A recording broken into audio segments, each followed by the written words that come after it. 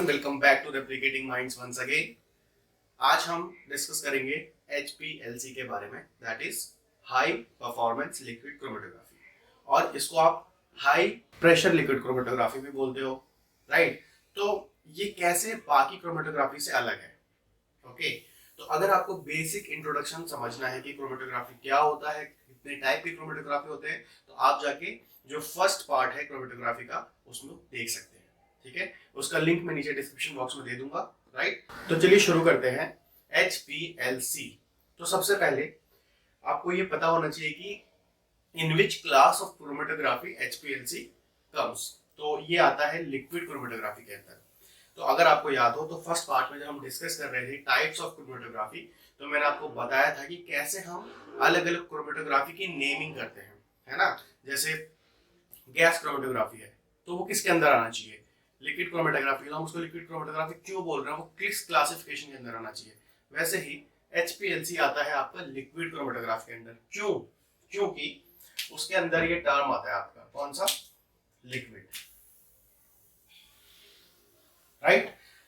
अब यहां पर क्रोमेटोग्राफी के नाम में जो टर्म लिखा हो, जैसे अगर गैस लिखा है तो आपको याद हो मैंने आपको बताया था उसका जो मोबाइल फेस होगा वो होगा गैस। अगर यहाँ पर सॉलिड होता तो ये आता उसका मोबाइल फेस होता सॉलिड, राइट? यहाँ पे लिक्विड है तो इसका मोबाइल फेस होगा लिक्विड। ये आपको याद रखना है, राइट? ओके, तो मैंने आपको बताया था कि मोबाइल फेस के नाम पर ही इसका हम नेमिंग करते हैं। तो इसका यहाँ पर लिक्विड है, इसलिए यहाँ पर इसका मोबाइल फेस क्या होगा दोस्तों? लिक्विड होगा। Mobile face will be liquid. Okay, अब बात आई कि स्टेशनरी फेस क्या होगा, है ना? तो आपको मैंने समझाया था कि जब मोबाइल फेस लिक्विड होता है तो स्टेशनरी फेस या तो सॉलिड होगा या लिक्विड होगा, राइट? इन सब चीजों के लिए आप फर्स्ट वीडियो जाके देखिए, आपको अच्छे से समझ में आएगा। तो यहाँ पर ये लिक्विड हो गया आपका मोबाइल फेस, और जो स्टेशनरी फेस होगा, स्टेशनरी फेस जो होगा आपका वो होगा आपका ईदर सॉलिड और लिक्विड। तो सबसे बेसिक चीज आपको HPLC के बारे में ये पता होनी चाहिए। इसके बाद अब आते हैं इसके प्रिंसिपल पे। तो इसका प्रिंसिपल क्या है? प्रिंसिपल सेम वही है जो बाकी ट्रेडिशनल क्रोमेटोग्राफी में यूज होती है, जैसे कि ion exchange chromatography, affinity chromatography, या साइज एक्सक्लूजन क्रोमेटोग्राफी, है ना?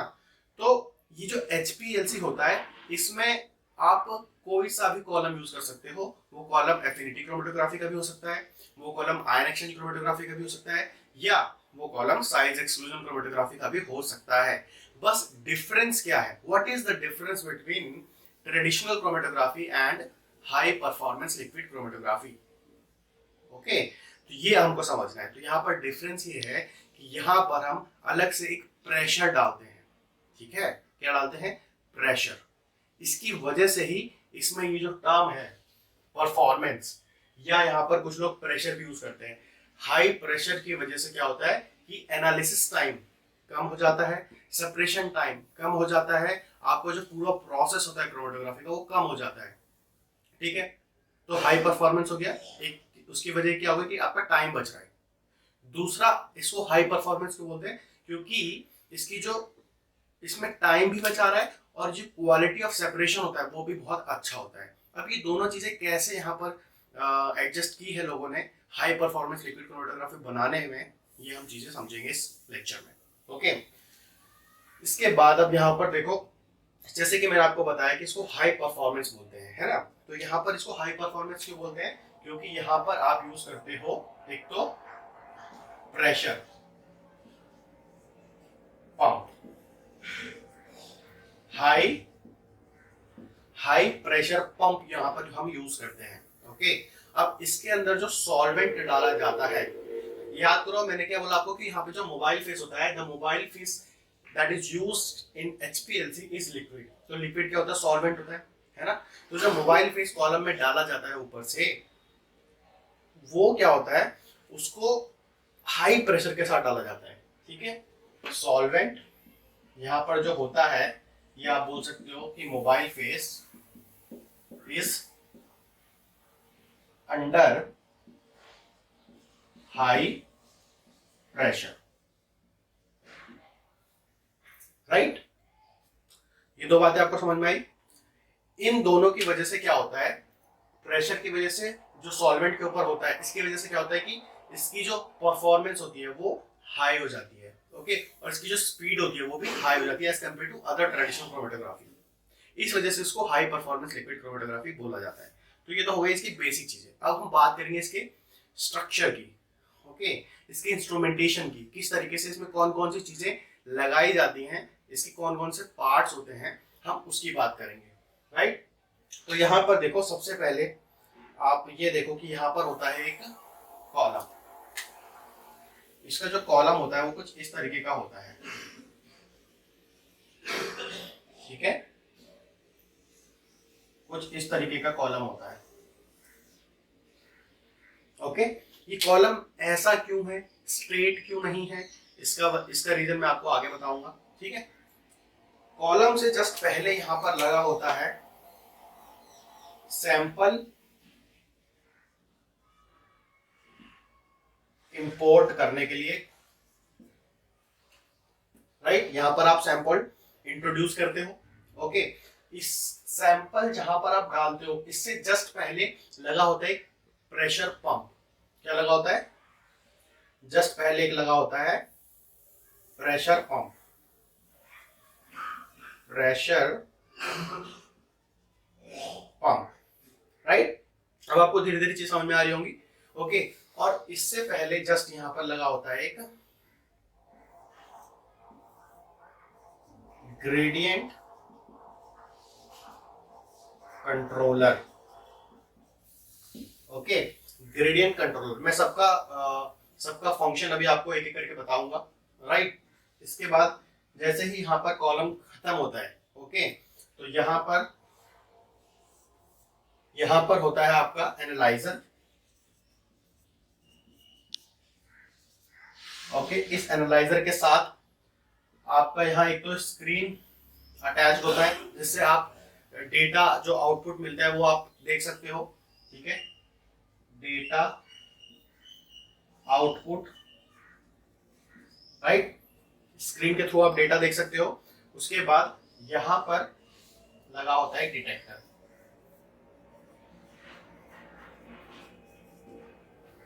तो ये होता है इंस्ट्रूमेंटेशन किसका, HPLC का। तो यहां पर देखो, सबसे पहले हम शुरुआत करते हैं इधर से। सबसे पहले लगा होता है ग्रेडियंट कंट्रोलर, ओके। तो ये क्या करता है, ये इस प्रेशर पंप को कंट्रोल करता है, ओके। ऐसा नहीं है कि बहुत तेज प्रेशर भी आपके सैंपल को हार्म पहुंचा सकता है, डैमेज कर सकता है, और बहुत कम प्रेशर होगा तो भी अच्छे से सेपरेशन नहीं होगा, जल्दी सेपरेशन नहीं होगा। तो ये जो ग्रेडियंट कंट्रोलर होता है, ये आपके प्रेशर को कंट्रोल करता है, ओके, राइट। उसके बाद यहाँ पर आपने लगा रखा है प्रेशर पंप। ये क्या करता है, प्रेशर, यहाँ पर एक पंप फिट होता है वो जो प्रेशर प्रोवाइड करता है, और इस प्रेशर को कौन कंट्रोल करता है, ग्रेडियंट कंट्रोलर, राइट। अब यहाँ से प्रेशर आ रहा है, कंटिन्यूसली प्रेशर आ रहा है, राइट। और यहाँ पर आपने क्या किया, अपना सैंपल इंजेक्ट कर दिया, राइट।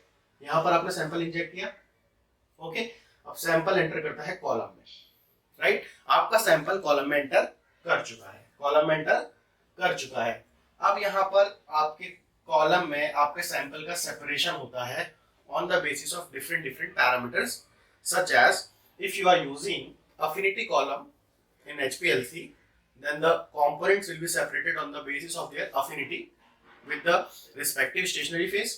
अगर आप यूज कर रहे हैं आयन एक्सचेंज क्रोमेटोग्राफी तो अपने चार्ज के बेसिस पे सेपरेशन होगा। अगर आप यूज कर रहे हैं साइज एक्सक्लूजन कॉलम HPLC में तो साइज के बेसिस पे सेपरेशन होगा, राइट। तो कोई भी कॉलम यूज कर सकते हो आप HPLC में, बस आपको क्या करना है, उसमें एक ऐड करना है प्रेशर पंप और ग्रेडियंट कंट्रोलर, जिसकी वजह से वो आपका हाई परफॉर्मेंस लिक्विड क्रोमेटोग्राफी में कन्वर्ट हो जाएगा, ओके। जस्ट कॉलम के खत्म होते ही लगा होता है एनालाइजर, जो उसमें से आपके कंपोनेंट निकल रहे हैं उसको कौन एनालाइज करता है, एनालाइजर। और यही एनालाइजर डेटा को आउटपुट दिखाता है स्क्रीन पे, जहां पर आप पीक्स के थ्रू देख सकते हो, ग्राफ के थ्रू देख सकते हो कि आपका जो कंपोनेंट है उसमें किस किस टाइप के, आपका जो सैंपल है जो सेपरेट हुआ उसमें किस किस टाइप के कंपोनेंट है, राइट, ओके। फिर आता है आपका डिटेक्टर। जो आपके सैंपल को डिटेक्ट करता है, या ओके। और यहीं पर आपका कलेक्टर भी लगा होता है, कलेक्टर। अगर आपको सैंपल कलेक्ट करना है जो आप प्यूरिफाई कर रहे हो HPLC के थ्रू, वो आप कलेक्ट भी कर सकते हो। At the same time you can analyse also on the screen, okay, where the data output is achieve, और आप डिटेक्ट कर सकते हो, राइट। तो ये तो हो गया इंस्ट्रूमेंटेशन। अब जैसे मैंने आपको बताया था कि हम यहाँ पर ये ऐसा वॉइड कॉलम क्यों यूज करते हैं, okay, what is the reason behind this. तो देखो यहाँ पर हम स्टेट कॉलम भी यूज कर सकते थे, लेकिन हमने स्टेट कॉलम यूज नहीं किया। इसका रीजन ये है कि कॉलम जितना लंबा होगा, ओके, सेपरेशन के लिए उतना ज्यादा टाइम मिलेगा, राइट। सपोज इसकी जगह पे अगर हम एक स्ट्रेट, मान लीजिए एक कॉलम ये है, सपोज एक कॉलम ये है, राइट, साइज आप यहाँ पर साइज को कंसीडर करना, और एक कॉलम ये है, right. There are two columns with different size, okay. अब यहां पर आपकी कंपोनेंट्स हैं, ओके, और सिमिलर क्वांटिटी ऑफ कंपोनेंट्स आपके इस कॉलम में भी हैं,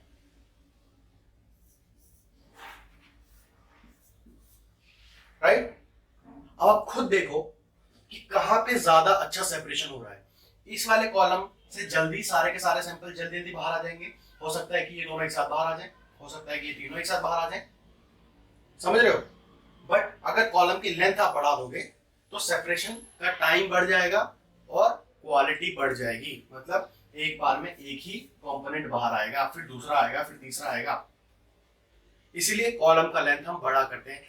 ये भी एक रीजन है हाई परफॉर्मेंस का, क्वालिटेटिव डेटा का, अच्छी क्वालिटी का रिजल्ट आपको मिलता है। ये कॉलम की लेंथ भी is one of the important factor in HPLC, okay.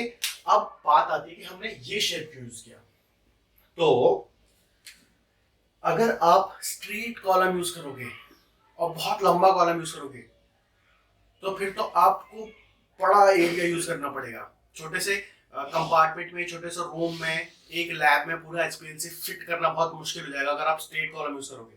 तो एरिया कम करने के लिए क्या किया, कॉलम का शेप इस तरीके से कर दिया ताकि कम स्पेस में बड़ा कॉलम, लेंदी कॉलम आ जाए और सेपरेशन भी अच्छा हो जाए। तो टाइप्स ऑफ HPLC में मेनली दो टाइप के HPLC हम डिस्कस करते हैं। एक होता है आपका नॉर्मल फेज HPLC और एक होता है आपका रिवर्स फेज HPLC, राइट। तो इन दोनों में डिफरेंस क्या है?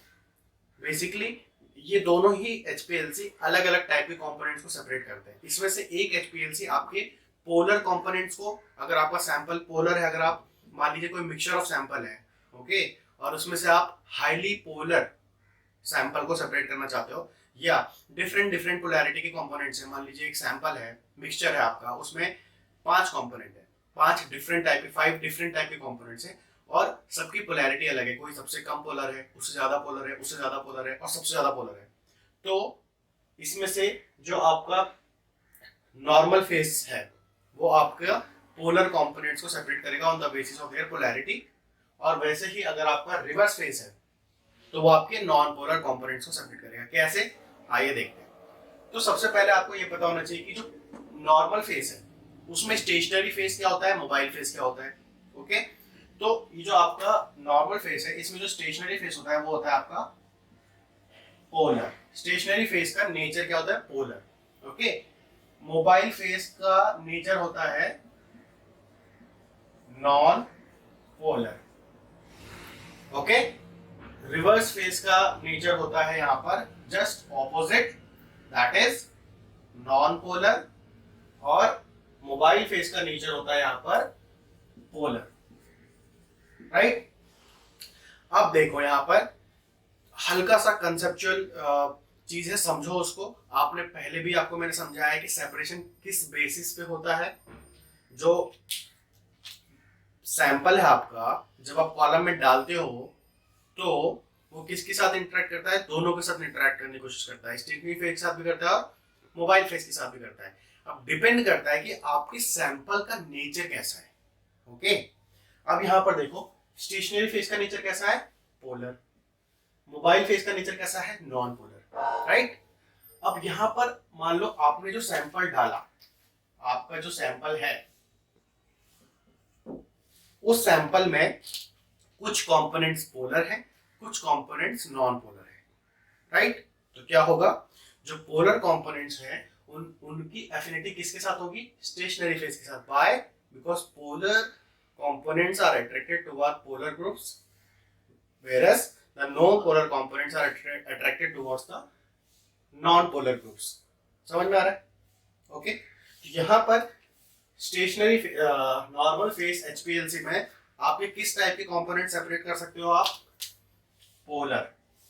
कैसे होगा सेपरेशन में बताऊंगा। ओके, तो अगर आपको पोलर कंपोनेंट सेपरेट करने हैं then you will have to use the normal phase HPLC। अगर आपको नॉन पोलर कंपोनेंट सेपरेट करने हैं, नॉन पोलर, तो आपको क्या यूज करना होगा? Reverse face HPLC। ओके, कुछ ट्रिक्स हैं, जैसे कि आपको सिर्फ एक HPLC के बारे में आपको याद रखना होगा कि उसका स्टेशनरी फेस क्या होता है, मोबाइल फेस क्या होता है, तो आपको दूसरे का खुद ब खुद याद हो जाएगा।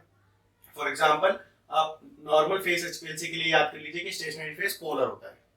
आप इसमें से एक ही भी याद कर सकते हैं, सिर्फ यही वाला अगर आप याद रखेंगे कि नॉर्मल फेस HPLC में स्टेशनरी फेस क्या होता है, पोलर, तो दूसरा अपने आप याद हो जाएगा, मोबाइल फेस में नॉन पोलर होता है।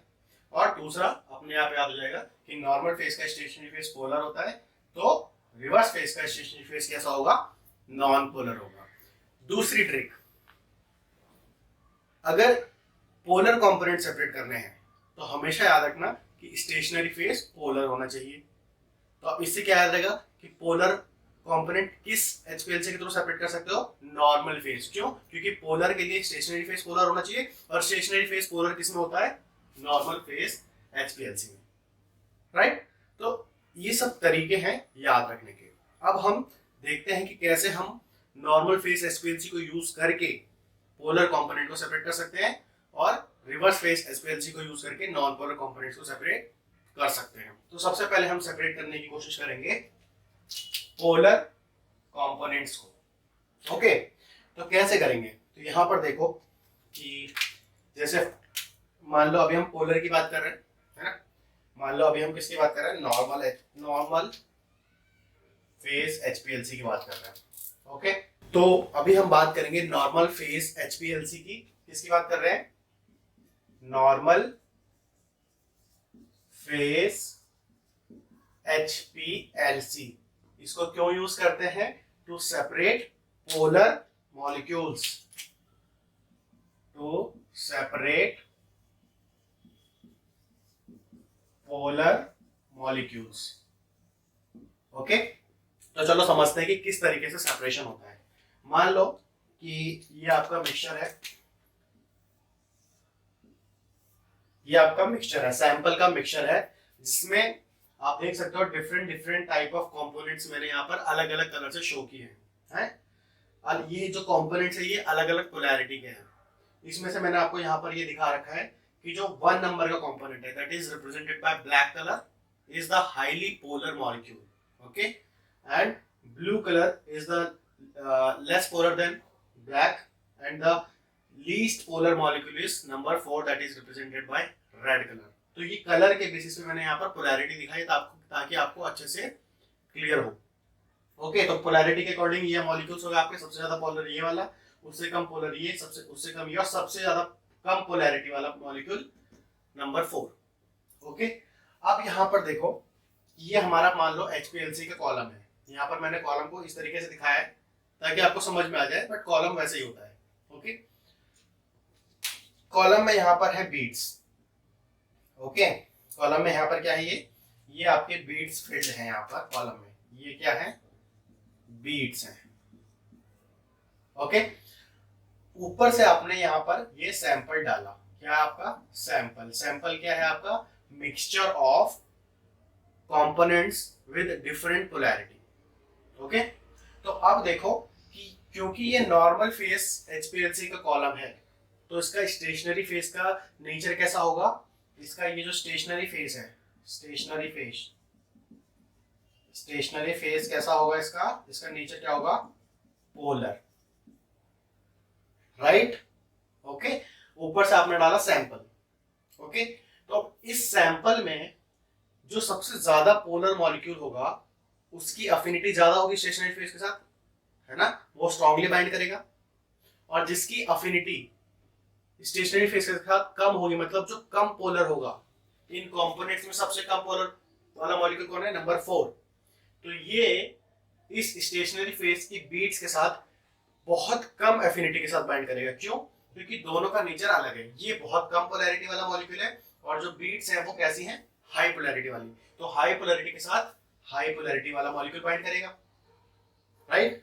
तो देखो सबसे स्ट्रॉन्ग बाइंडिंग किसकी होगी, नंबर 1 वाले की, ब्लैक वाले की, स्टेशनरी फेज के साथ, है ना।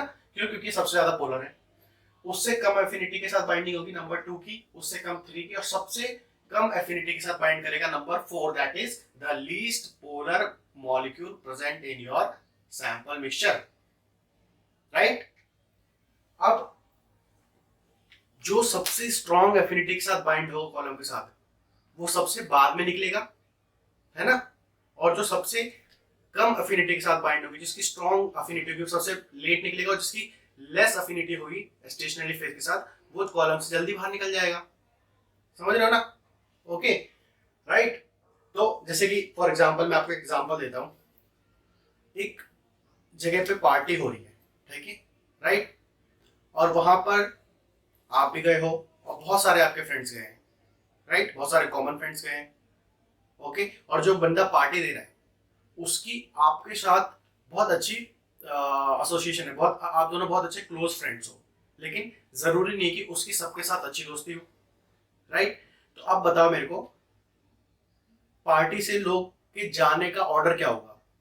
जो उसके साथ लेस एसोसिएटेड होंगे, उसके कॉमन फ्रेंड्स होंगे, दूर के फ्रेंड्स होंगे, वो जल्दी निकल जाएंगे पार्टी से, समझ रहे हो। उसके बाद जो थोड़े और करीब होंगे थोड़ा लेट निकलेंगे। आप उसके बेस्ट फ्रेंड हो, है ना, तो आपकी एफिनिटी बहुत ज्यादा स्ट्रांग है, आप सबसे लेट पे निकलोगे। सेम कंसेप्ट यहां पर है, जिसकी एफिनिटी सबसे ज्यादा होती है that is black, that is highly polar, it will be eluted in the last and the least polar molecule will be eluted first. अब ये इल्यूशन कैसे होता है?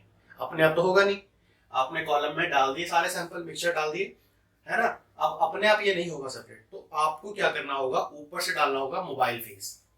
ओके, ऊपर से क्या डालना होगा दोस्तों, ऊपर से डालना होगा आपको मोबाइल फेस।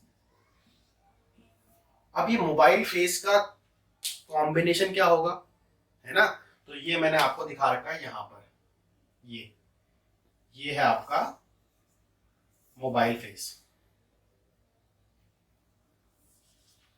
ये है आपका मोबाइल फेस।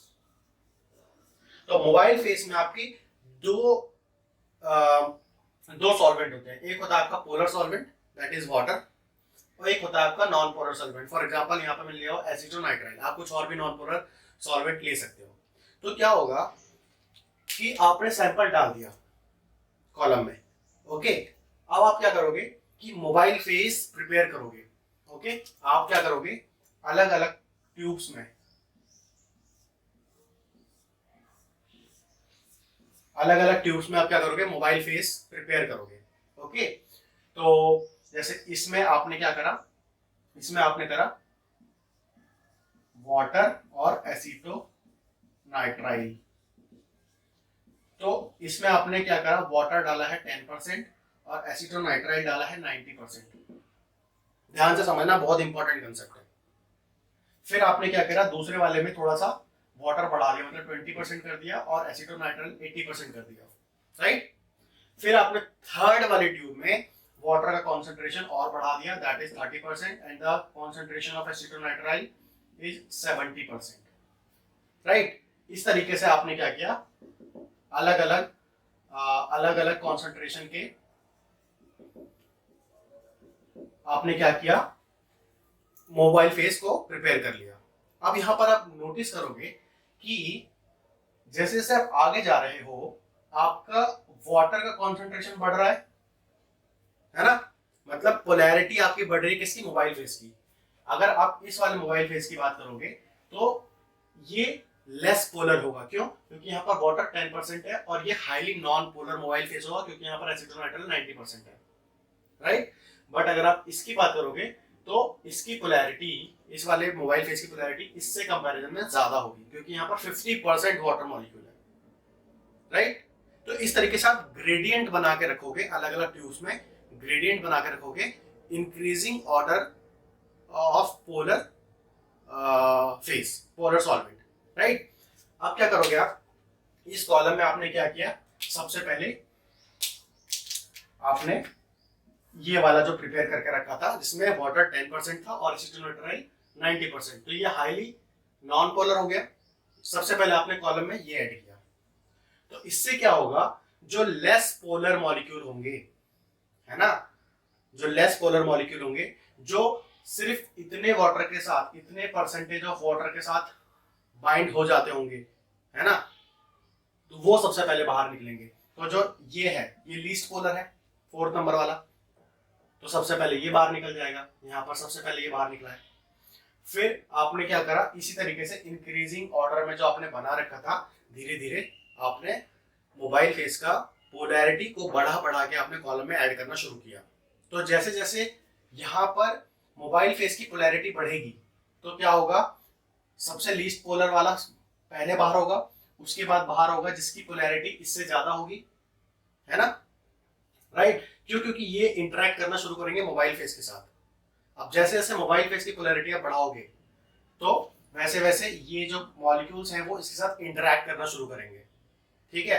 तो जब मोबाइल फेस की पोलैरिटी बहुत कम रहेगी और ऊपर से आप डालोगे तो बहुत कम पोलैरिटी की वजह से ये वाला मॉलिक्यूल बाइंड कर जाएगा, फिर आप मोबाइल फेस की पोलैरिटी बढ़ाओगे तो ये वाला बाइंड कर जाएगा, फिर आप और बढ़ाओगे तो ये वाला बाइंड होकर बाहर निकल जाएगा, है ना, क्योंकि मोबाइल फेस आपका कॉलम से बाहर निकलता रहता है, स्टेशनरी फेस उसी के अंदर रहता है, राइट।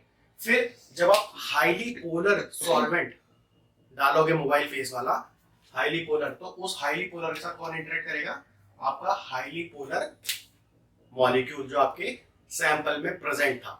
तो इस तरीके से आपके on the basis of polarity अलग अलग कंपोनेंट सेपरेट होते चले जाएंगे। तो देखो यहाँ पर आप जो ग्राफ आपको मिलेगा, जो मैंने आपको बताया था डेटा आउटपुट होता है आपका, वहां पर स्क्रीन पे ग्राफ बनता है, तो ग्राफ की हेल्प से आप देख पाओगे कि किस तरीके से, तो जो सबसे जो पहला पीक आता है वो आता है आपका जो लीस्ट पोलर मॉलिक्यूल होता है। यहाँ पर मैंने अलग अलग कलर से दिखाया है, तो जो पहला पीक आया है वो होगा लीस्ट पोलर का, मतलब जो सबसे पहले बाहर आ रहा है कंपोनेंट वो है लीस्ट पोलर मॉलिक्यूल, तो उसकी पीक सबसे पहले आएगी, राइट।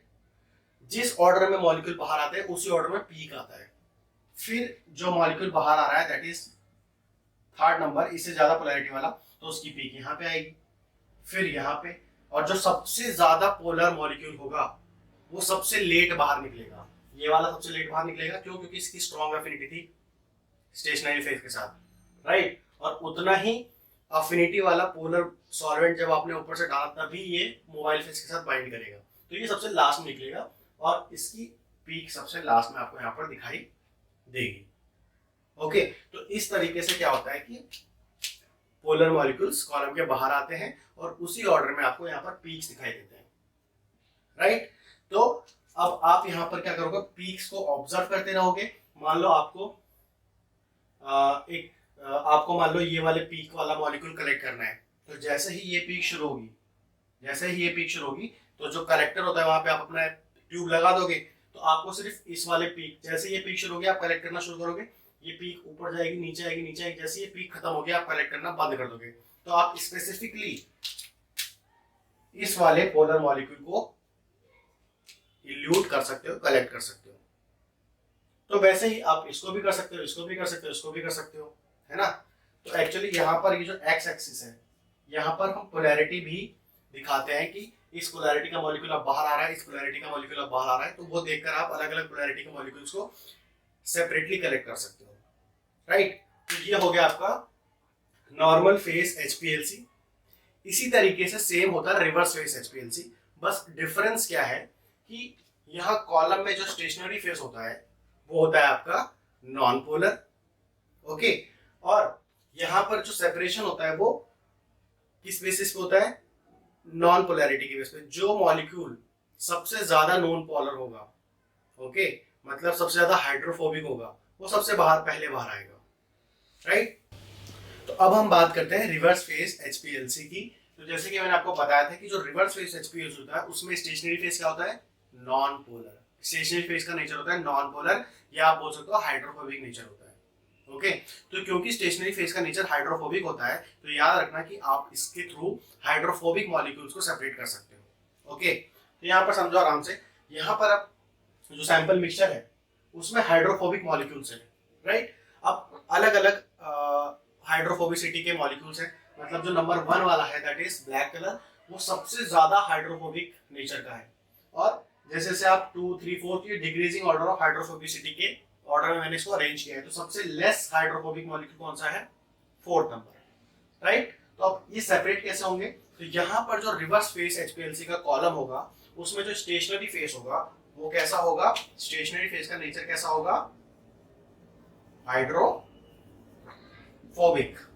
ओके, तो अब आप जब इसमें सैंपल डालोगे, राइट, तो सैंपल का नेचर कैसा, हाइड्रोफोबिक, लेकिन अलग अलग हाइड्रोफोबिसिटी, किसी की ज्यादा हाइड्रोफोबिसिटी, किसी की कम हाइड्रोफोबिसिटी है, किसी की इंटरमीडिएट हाइड्रोफोबिसिटी है। तो on the basis of their non polar nature और you can say hydrophobicity, they will bind to the stationary phase beads, right. तो यहाँ पर बाइंडिंग होगी, तो सबसे स्ट्रॉन्ग बाइंडिंग किसकी होगी, जो सबसे ज्यादा हाइड्रोफोबिक नेचर का होगा, और सबसे वीक बाइंडिंग किसकी होगी, जो सबसे कम हाइड्रोफोबिक नेचर का होगा। तो ये क्या है, 4th नंबर वाला जो है वो है लेस हाइड्रोफोबिक, और ये जो 1st नंबर का है ये कैसा है, हाईली हाइड्रोफोबिक। समझ लो। अब आपने कॉलम में डाल दिया सैंपल, सैंपल डालने के बाद आप क्या करोगे, ऊपर से मोबाइल फेस डालोगे। मोबाइल फेस जैसे ही डालोगे तो अब क्या होगा कि जो ये जो कंपोनेंट्स होंगे इनकी अफिनिटी के बेसिस पर कुछ कंपोनेंट्स मोबाइल फेस से इंटरेक्ट करना शुरू कर देंगे, कुछ स्टेशनरी फेस के साथ इंटरेक्ट करना शुरू कर देंगे। तो जिसकी अफिनिटी जिसके साथ ज्यादा होगी वो उसके साथ इंटरेक्ट करेगा, उसके साथ रहने की कोशिश करेगा। समझ रहे हो।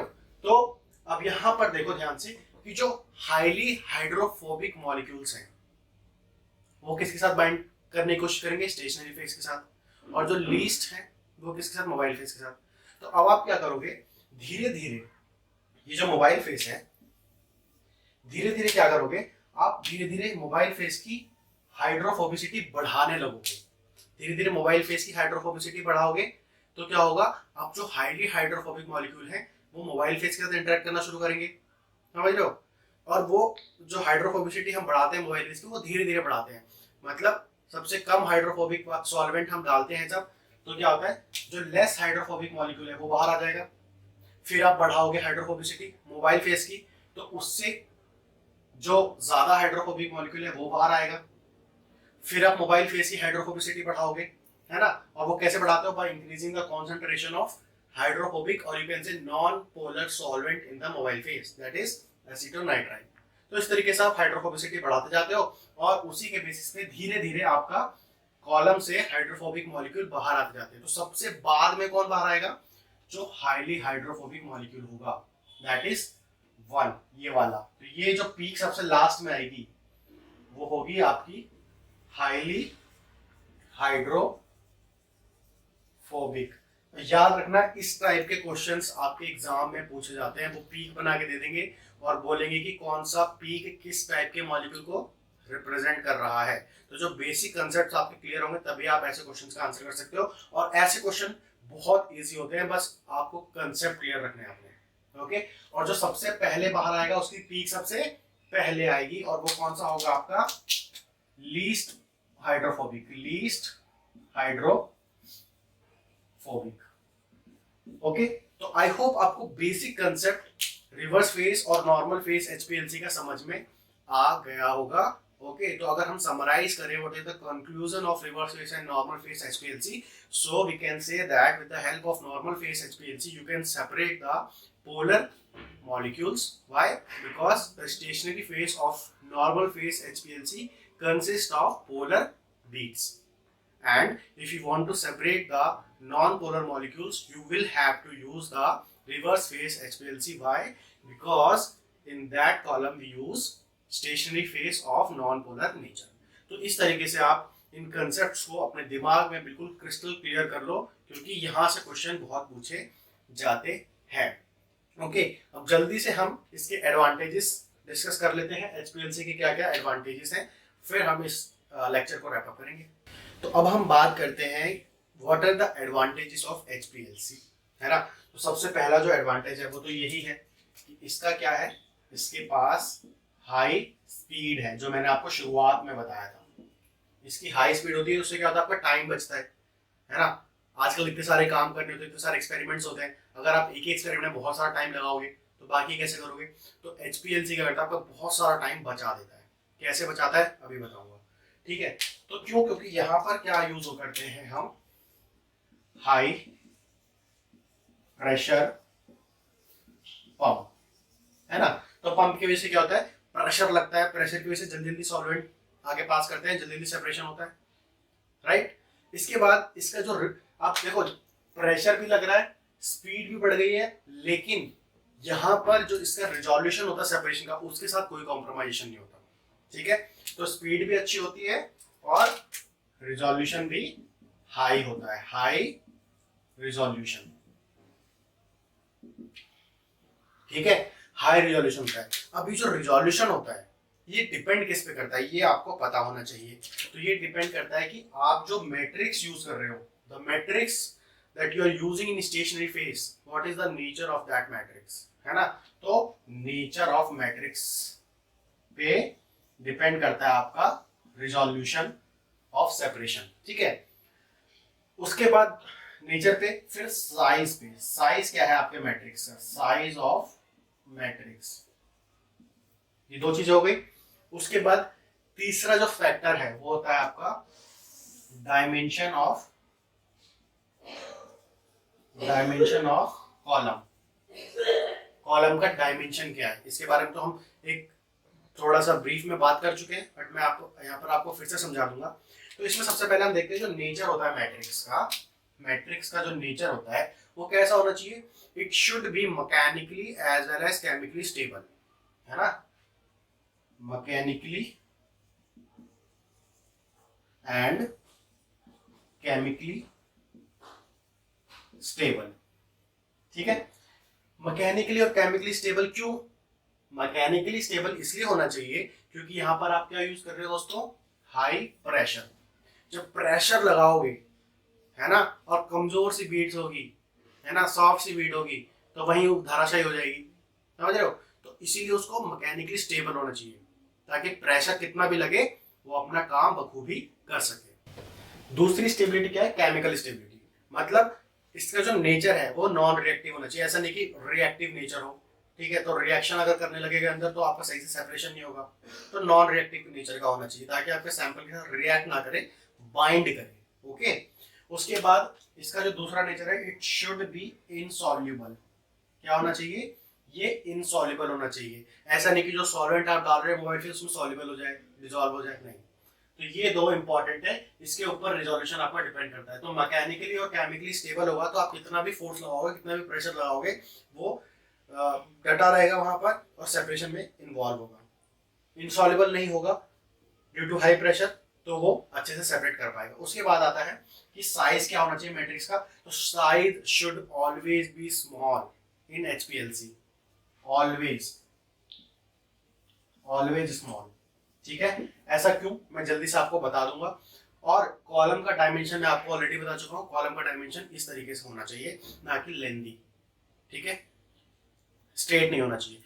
डायमेंशन इन द सेंस कि आपको कॉलम, लेंदी कॉलम की जरूरत पड़ती है, उसका लेंथ बहुत ज्यादा होना चाहिए, लेकिन आपको अरेंज इस तरीके से करना है कि कम स्पेस में आपका कॉलम आ जाए। तो लेंथ की बेस, लेंथ पे भी डिपेंड करता है कि आपका सेपरेशन अच्छा होगा, लेंदी कॉलम होगा तो ज्यादा अच्छे सेपरेशन होगा, राइट। अब जल्दी से मैं बात करता हूँ कि इसकी जो बीड्स की साइज है वो स्मॉल क्यों होनी चाहिए, वो बहुत इंपॉर्टेंट है ना। तो यहाँ पर देखो क्या होता है कि मैं आपको एग्जांपल देके समझाता हूँ, है ना। मान लो ये कॉलम है आपका, ये कॉलम है, ओके, और दूसरा कॉलम ये है, राइट, दो कॉलम्स है, ओके। यहाँ पर मान लो जो बीड्स है उनका साइज ये है, ओके। और दूसरा जो कॉलम है उसका बीट साइज क्या है, वो छोटे छोटे बीट्स हैं।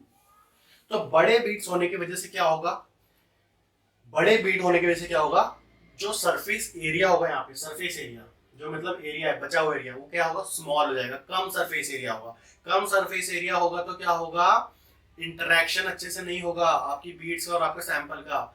If surface area is small there will be less interaction, less interaction होगा तो क्या होगा, हाई फ्लो रेट, जल्दी जल्दी बाहर निकल जाएगा। इंटरेक्शन कम होगा तो बाहर जल्दी निकलेगा सैंपल, और बाहर जल्दी निकलेगा तो क्या होगा कि अच्छे से सेपरेशन नहीं होगा।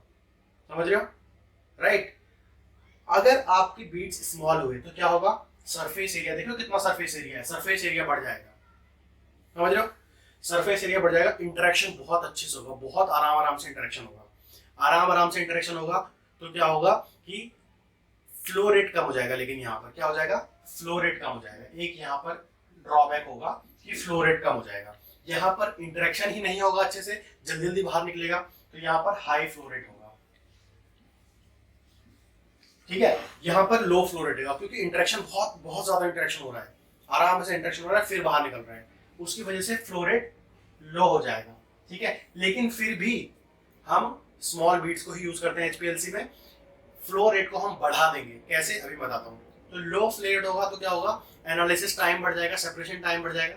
लेकिन जैसे कि मैंने आपको बताया कि एचपीएलसी में क्या होता है कि एनालिसिस टाइम कम कर देते हैं। क्यों, बीट्स आप स्मॉल यूज करोगे, बट यहाँ पर आप क्या लगा देते हो, कॉलम के स्टार्टिंग में लगा देते हो प्रेशर, प्रेशर पंप यहाँ पर आप लगा देते हो। तो ये क्या करेगा, प्रेशर देगा, बीट्स छोटी, इंटरेक्शन अच्छे से हो रहे हैं, है ना, और प्रेशर भी आ रहा है, तो मतलब इंटरेक्शन भी हो रहा है, फ्लो रेट भी बढ़ जा रहा है। तो फ्लो रेट कम होने की वजह से क्या हो जाएगा, कम होने के बजाय क्या हो जाएगा, फ्लो रेट हाई हो जाएगा एचपीएलसी में। तो एचपीएलसी में आप बीट्स छोटे रखते हो ताकि इंटरेक्शन अच्छे से हो, राइट, इंटरेक्शन अच्छे से हो। अब और फ्लो रेट कम करने के लिए आप प्रेशर पंप लगा देते हो, जिसकी वजह से इंटरेक्शन भी होता है, टाइम भी कम हो जाता है, क्वालिटी भी बढ़ जाती है, और रिजोल्यूशन ऑफ सेपरेशन भी अच्छा हो जाता है। ओके, तो आई होप, मुझे पूरी उम्मीद है कि आज का ये लेक्चर एचपीएलसी पे आपको बहुत अच्छे से समझ में आया होगा। तो जैसा भी लगा लेक्चर आपको, आप कमेंट बॉक्स में लिखकर बता सकते हैं। मिलेंगे नेक्स्ट वीडियो में, तब तक के लिए अपना ख्याल रखिए, पढ़ते रहिए। Thank you so much.